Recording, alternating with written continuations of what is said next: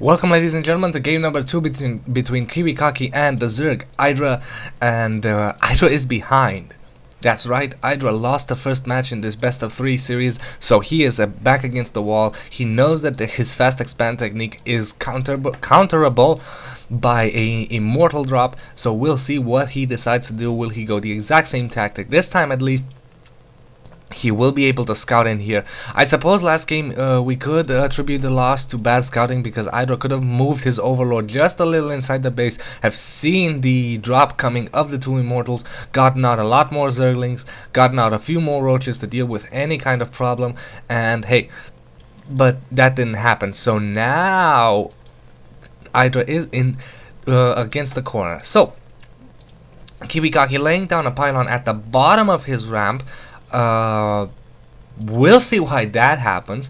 I suppose he might try and wall in like this, but this is pretty hard, or maybe go some cannons to defend the entire ramp. I do not know. Let's see. IdrA's apparently the production tab is telling me that IdrA is gonna go again for that early expand.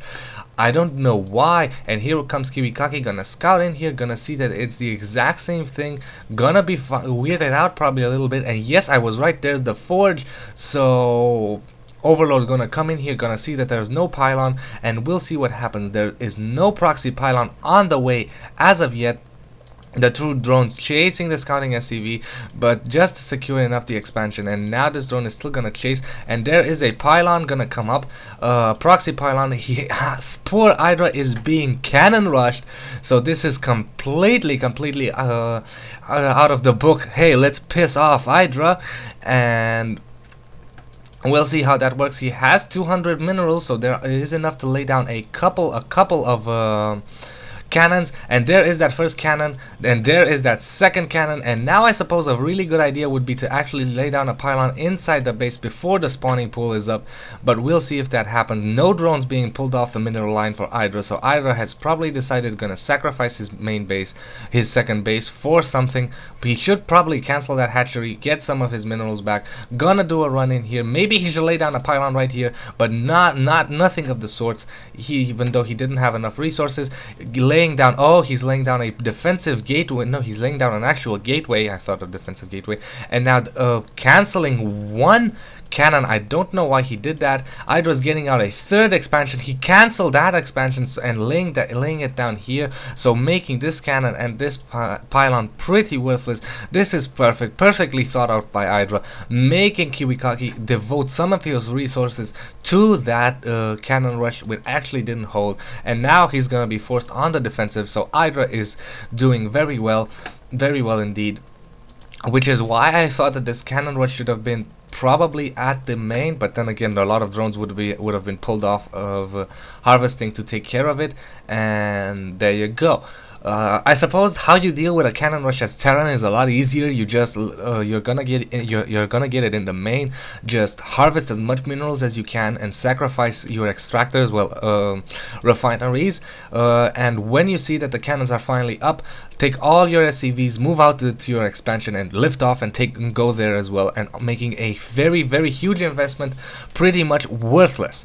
So now we have a gateway and a cybernetics core. So yes, we do have a very nice wall in here with the forge, gateway, and cybernetics core, and a cannon to defend. Maybe he should let down a second cannon, or maybe he'll go for the expand as well to try and regain some of the economy he has lost. Because let's face it, oh no, he's actually not in behind. He's not in behind because these workers were transitioning. But once these workers kick in, and we have a layer here instead of at the main. I suppose this is because he thinks that maybe he's gonna get attacked at the main or gonna get scouted at the main, and he won't, and without seeing any layer tech, gonna throw off KiWiKaKi at his game. But any ground forces are just gonna pass right here and see the layer. But we'll see. It's a gambit, and we'll see if it works for IdrA. We have the scout here. Let's check out the vision. God, why does the vision always follow the player? So IdrA knows that there's an expansion here, but doesn't know what, and he's gonna try and cannon rush this one as well, laying down a laying down a pylon, well, not a cannon rush, cannon attack it. We'll see how that works out for him. Maybe he should lay down a cannon here to defend these rocks. We'll see how that works again. With the expansion for KiWiKaKi is also technically underway. We have an overseer. I suppose this overseer will be used to slow down any kind of production. Changelings are not necessarily the best plan right now, and Instead we have 4 warping in stalkers instead of actually cannoning. So this is interesting as well. Maybe they should attack the lair now. KiWiKaKi sees that this is a lair and gonna start trying working on it, but lair 2000 health because of the stupid patch that wants to make a Zerg a more playable and viable race, aka make it easier for people to play it. By making them more robust, but Zergs have never been robust. That has not been their strategy. Now a lot of Zealots being warped in. 4 Zealots gonna try and start taking out these Zerglings. 1 Stalker falls. More Stalkers are going to fall. There is a Roach here, and this SCV falling back. I suppose again a cannon here would also protect these units, but then again you can't rely on that. More stalkers being warped in, so now drones being pulled off the mineral line. There is a spine crawler here to defend. Creep being slowly extended across the map.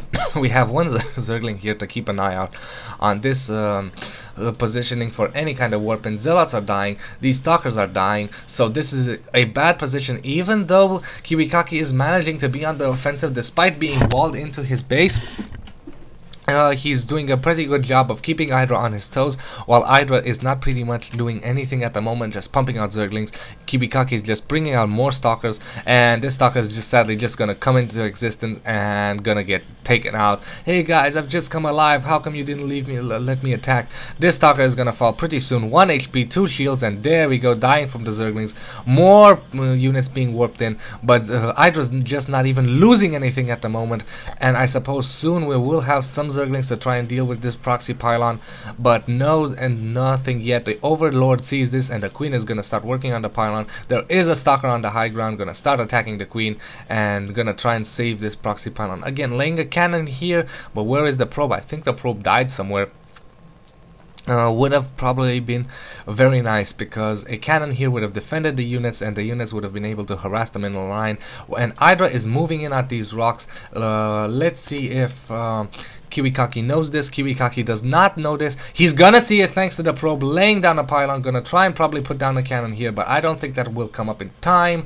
And let's check out everyone else's vision. We have a lot of roaches coming in here. We have a pylon here getting an extractor, so this is gonna be pretty close. Roach is gonna come in here. There are no defensive units, either just moving out here. We do have all of these units here, but these units will not be able to do anything because there is a bit of a defensive. There is a spine crawler here, and we have 4 stalkers being warped in, gonna start attacking here, and with drones being pulled off the mineral line. But this is just delaying mining time because IdrA will now try to run into the main base. There is only 1 cannon here, and as you can see, we extended roach range, making this kind of wall-in utterly useless.